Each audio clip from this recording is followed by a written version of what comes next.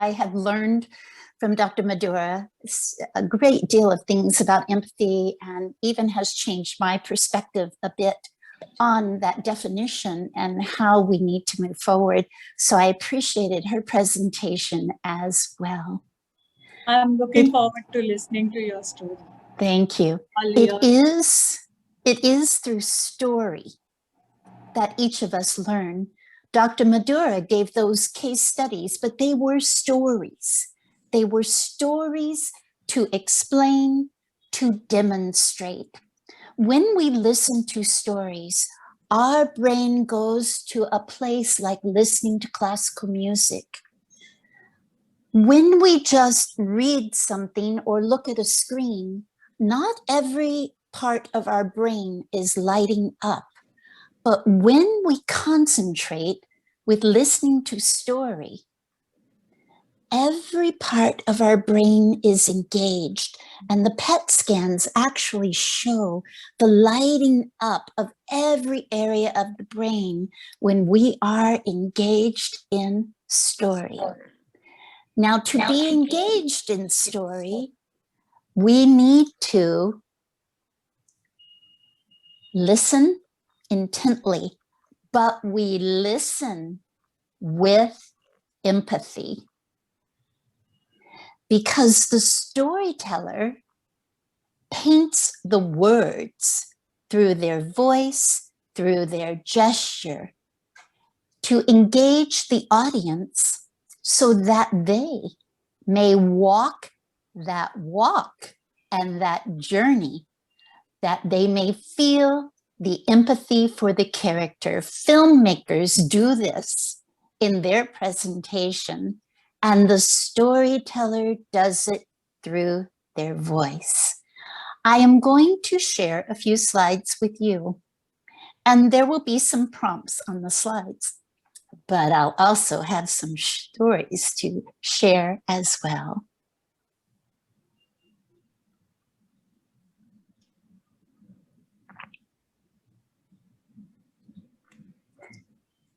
Empathy in storytelling.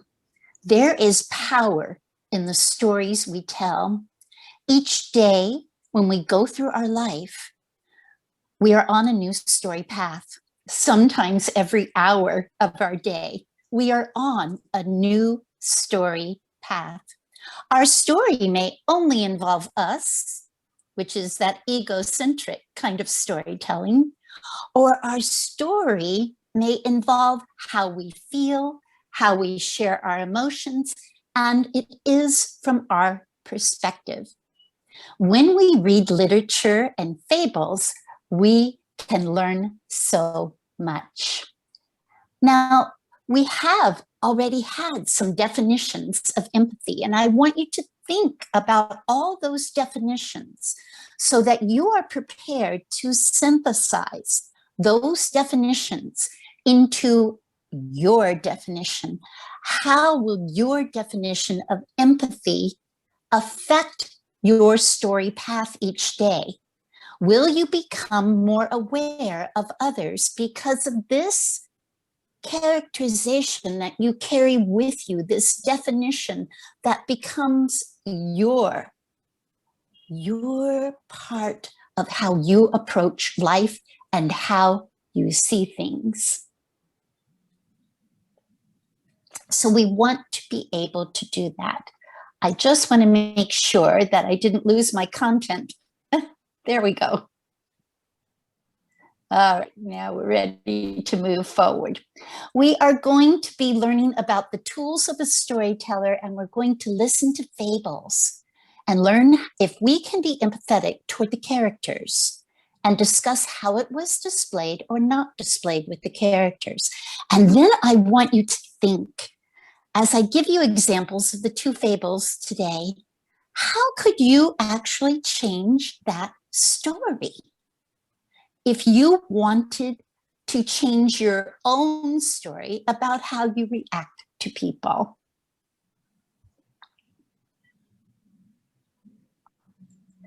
So I want you now to take a moment. We have heard a lot about empathy, and either in the chat or on a paper, take a moment just to write down your definition of empathy. And it can just be in bullet points or just a phrase or two. But what would be your guiding light, your guiding experience about empathy?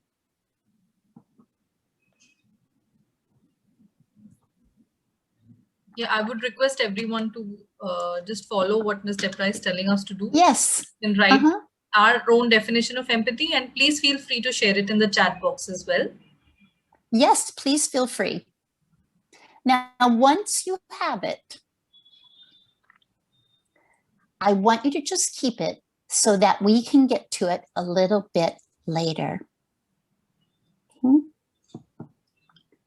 And for some reason, there we go.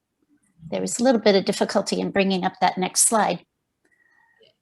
So I am now going to ask you to keep that definition to the side.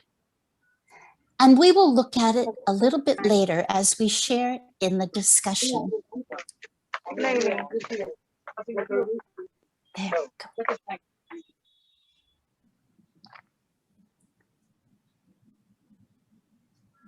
Okay, does everybody have it ready?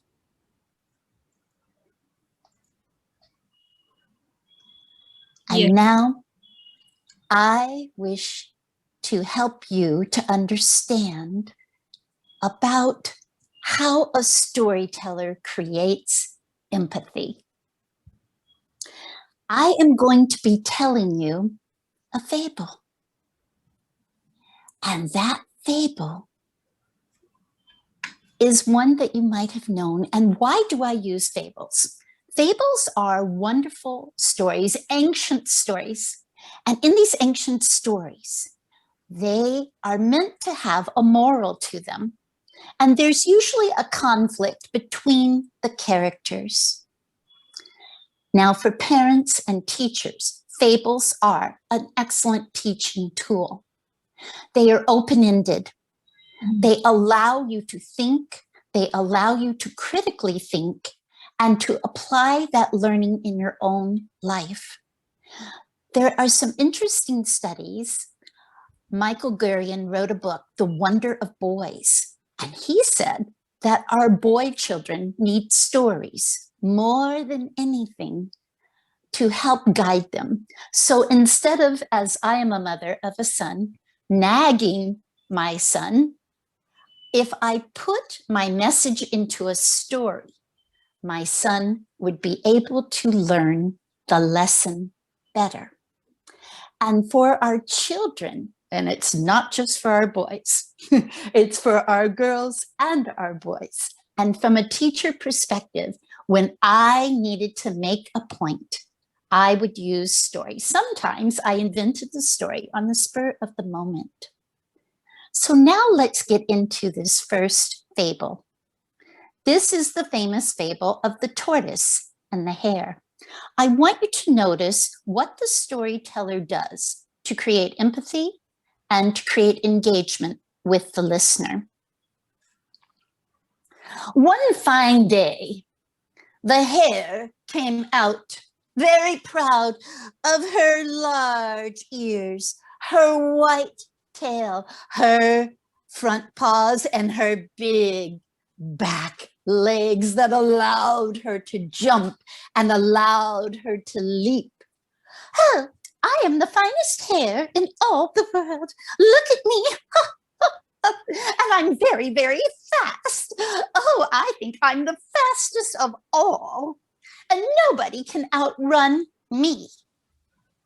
About that time, the tortoise came along, plodding very slowly as that tortoise came along.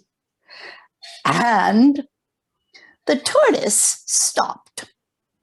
Oh, good day to you, hare. How are you today? Well, I am just fine. You know, I'm the fastest animal in this forest. And oh my goodness, Tortoise, I would like to challenge you today to a race. Well, you know, I'm kind of slow and I plod along. A race? I'll need a bit more time. Ha! Well, I bet that I will beat you in this race to the finish line. Well, that may be, but nonetheless, slow and steady, I will finish. Ha! Ha! That we'll see, won't we? So Hare bounded off as soon as they said, ready, set, go. And she went so fast, her heart was beating. And as she charged ahead, she realized she was a little tired. And she stopped. And because she was so tired, she fell asleep under a tree. But Tortoise plodded along, slowly and surely on the way. And Tortoise even passed the sleeping Hare. And the Hare did not wake up. Well, she's sleeping, but I'll keep going. The Tortoise plodded along, and as he did, he came upon the finish line. And he started to put one foot in the other across the finish line, and back a ways, Hare woke up. Oh, how could I have missed my opportunity? I'm pretty sure that Tortoise, though, is still on his way. And Hare leaped up and ran toward the finish line just in time to see the Tortoise cross the line.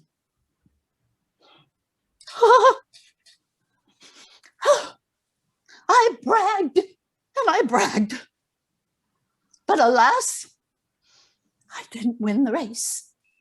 And Tortoise proudly looked and said, my friend, slow and steady always wins the race. So now you may chat with me. Thank you. Thank you. Story is so powerful. I didn't have to say, oh, you know, you're going too fast, Susan. You're trying to finish your work too quickly. You're making mistakes. No, the story could be the powerful part of that critical discussion. And that there are other ways to learn and other ways to complete a task. Now, can you tell me, what was the storyteller doing to create empathy? Just go ahead and reach out and speak. How did the storyteller use facial expressions or gestures to bring you into that story? May I speak? Gestures, the facial Yes, please. expressions, everything. So Showed the because, you know, the storyteller hero was that very you proud. gave a personality to the two characters through the expressions and the your description of the hair. So immediately when we look at you telling the story, we can actually visualize a proud hair, you know, proud of herself and what she can do. And there is this tortoise. He knows he's slow, but he's quite fine with it. He is not ashamed of it. All this we could make out just by looking at you. You didn't have to tell this. And for some reason, I don't know why I'm looking at the tortoise as a he. But you did talk about the hare as a she, but you did not talk about the hare, the tortoise as a he. At least I didn't pay attention whether you did. But somehow I associated just by the change of voice and the gestures. Okay. Anyone else have a comment? Thank you for those very insightful comments. Thank you. Reggie The way of facial expression was, it was like liking one character and not liking the other character because she's too proud. Ah, yes. That's what I understood. Exactly. So how many people were maybe empathetic toward the tortoise? Raise your hand. How many people felt a little bad for the hare at the end? Not see a little bit, right? Okay. I feel maybe we were sympathetic towards the hare, but empathetic towards the turtle. Ah, I love that you made that distinction, just like you did on your slides, the sympathy and the empathy, and how those two can be very distinct. Because do we feel that the hare was being very boastful? Yes. Yes, the hare was being boastful. Was the hare being a bit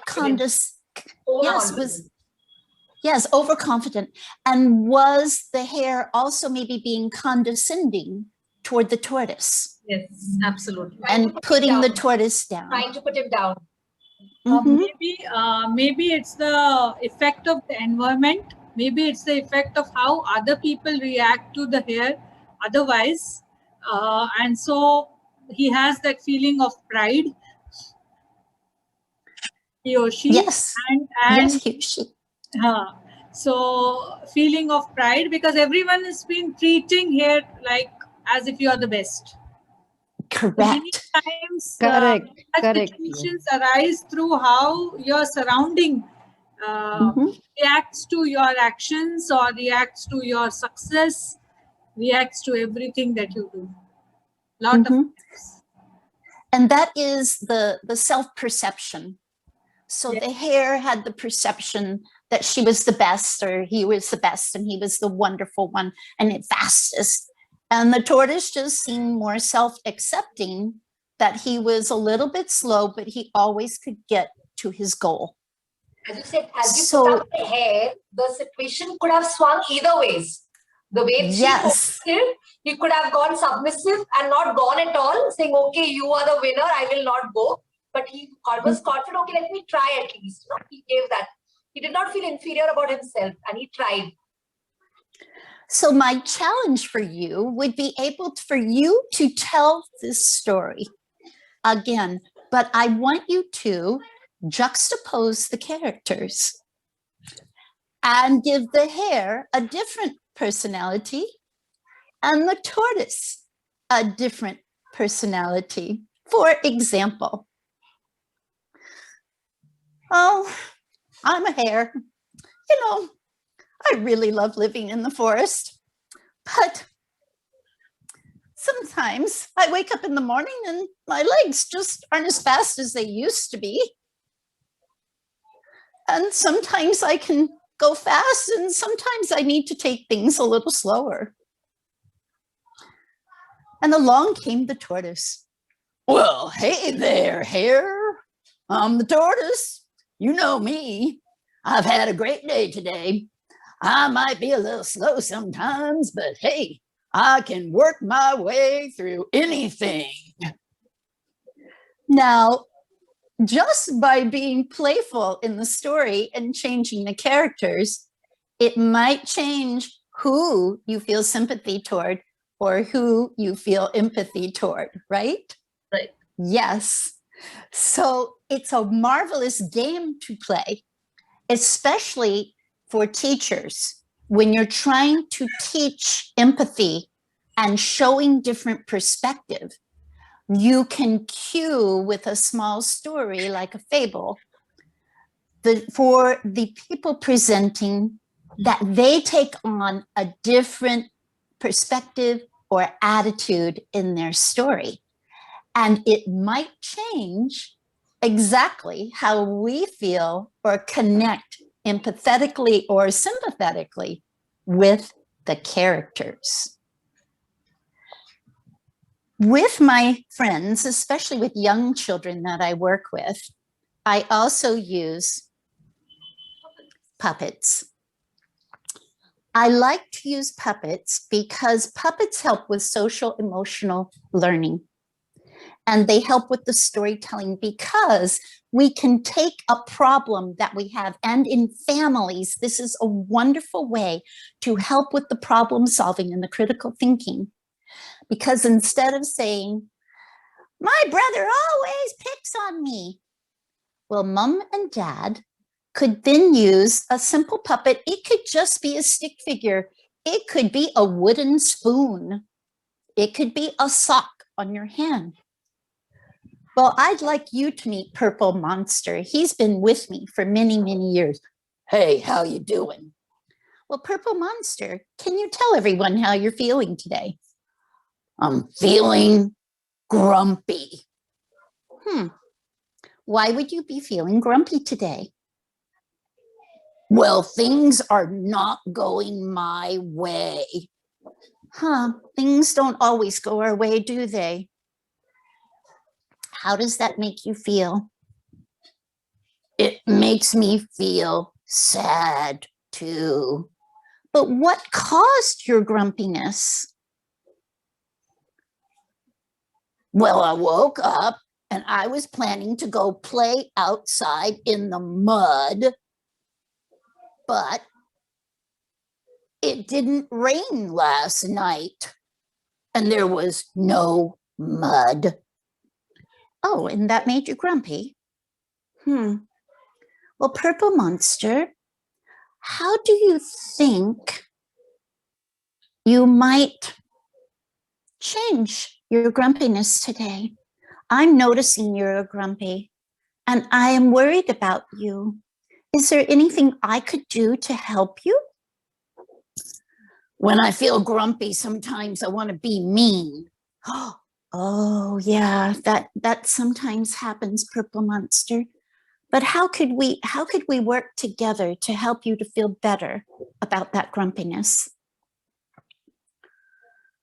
Well, if you just said kind words to me, it might help. Yes, I could say kind words to you, Purple Monster. I think you're a really nice friend, and I would love to help you make some mud pies today. Could we get some water and go outside and make those mud pies together? Yeah, that would help. Is there anything else you might need today from me, Purple Monster, to help you? I need a hug. Oh, Purple Monster, thank you for explaining to me, because when I know what you need, I can help you. But if you keep your feelings inside, then I can't feel what you are feeling. And then I won't know how to help you. I can look at you, I can see you're sad, but I might want to help you more. Well, I need a hug. I need a hug. I need a hug right now. I'll give you a hug. I'll give you a hug. I'll give you a hug right now. Purple Monster, together we can work on our problems. And if I have a problem, would you help me? Sure, because I want to be empathetic and help you. Oh, Purple Monster, you are a kind friend, and I know I can always count on you to help me feel better, and I can help you feel better. Can you say goodbye to your friends? Bye. See you again some other time. Thank you for helping us today, Purple Monster. So how did this little scenario of a story help to create empathy and to play out how we might be empathetic toward another person? You can share that with me. And I'm trying to scroll through the friends. Yeah, if anyone would respond. That phone itself, where Yes. I wanted to give a big hug to the Purple Monster so that he feels better. So it was the effect of the entire process which you take us through. Really, it was a wonderful experience to actually feel empathetic to that particular character, which was totally stranger for all of us. So that is why. Thank you. Anyone else have a comment? In fact, that takes us to how to teach empathy in a school or how to exercise. One of the rules is, they say don't follow the golden rule, follow the platinum rule. Not behave the way you want them to behave with you. It's that way. So one of the rules is, as she was saying, that validate your information. Before being sympathetic or empathetic, validate your information. That's very, very important. See how in the same story, in two different ways, you made us feel empathetic towards the turtle first, then the hare. Same way it happens in the next one. So before reacting or responding, we should respond. We should not react. And before responding, we should validate the claim. It's very, very important. Yes. In teaching my parenting classes that I do too, there are some terms of communication that helps. And that is where we state what we say, I feel you, or I feel blank. I feel upset that you are feeling so angry today. Can you share with me why you feel this way? And this opens up that communication so that we can get into that other person's heart, get into their feelings. And this helps with solving problems in the family. You have sibling problems, brothers and sisters might be fighting, children might be disrespectful. Now, a teenager might say, oh my gosh, stop it. But in reality, it touches their heart. It's another tool that we can use because we're not pointing fingers at the person who might be having the problem that day. We have to know who owns that problem. So a puppet creates that opportunity to take it off of the other person's shoulders and to create an open forum where everyone in the class or everyone in the family participates in the problem solving, because once we know what that level of empathy is toward the person, like the teacher in Madhura's experience, once we know, then we're not going to judge that person. And this is also a chance for us to have forgiveness of what the person did. Now, I have one more fable to share with you before I end my section of this session. And this is the donkey in the well. The farmer was out working in his field and he was hot and tired from the sun. He started to hear sounds that he'd never really heard before coming from his well. And the sounds went like this.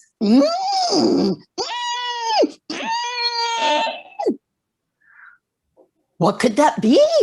Said the farmer. He went over to the well, and in the well, looking up at him, was his donkey. Donkey, why are you in my well? I fell in. I tripped. I fell in. Donkey, I told you not to go in that well. And you're getting very old and forgetful these days, donkey. I'm not sure if I should help you. In fact, I think you should just stay in the well. You've served your purpose now. Just stay in the well. And the donkey went, ew. So the farmer went off to his friends and he said, friends, come, bring your shovels. My donkey fell in the well. We might as well just shovel dirt on him and let that be his final resting place. He's old and worthless. And the friends in the village brought their shovels and they began to shovel the dirt onto the donkey in the well. But every time they shoveled the dirt onto the back of that donkey, he shook it off, he patted it down with his hoofs, and he made a stairwell. With every shovel, he shook it off, and pretty soon the stairs were so high with the mud and the dirt that he just climbed out of that well and shook off all the dirt, to the surprise of the farmer and the neighbors. And the donkey said, I know that life sometimes can bring us a lot of dirt. I may be old, but I shook it off, for I have more to accomplish in my life. And that is a short fable. Now, can you tell me where your empathy was provoked with this story? You can open your mics and share about your empathy with that story. Definitely towards the donkey. Towards the donkey. Okay, so maybe we could have a little polling of how many say donkey. You can raise your virtual hands, or yes, you can thumbs raise up your on the hands chat. and vote on that. Yes, it appears that overwhelmingly the donkey. But what made you feel about the donkey versus the farmer? So the donkey has made mistakes, as all of us do. We make mistakes.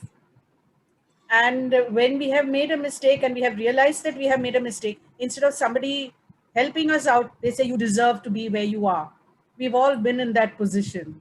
Haven't we?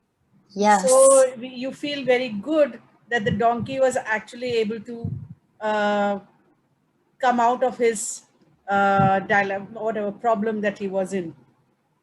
And, excellent. And kind of show it to the farmer that, you may be angry with me, but I can take care of myself. Exactly. Well, I want to thank you. Is there anyone else who had a comment before I move on? Oh, here's a good one. The donkey was persuaded to come out. I just wanted to read that one. The donkey was persuaded to come out by the farmer. Together we can make a difference. And I love all of the comments. Well, I just want to say with great gratitude, thank you for participating today. I've been enlightened by both your responses and what I've learned from Dr. Madhura and from Shabari and Rema. It's all wonderful to be a part of this experience today.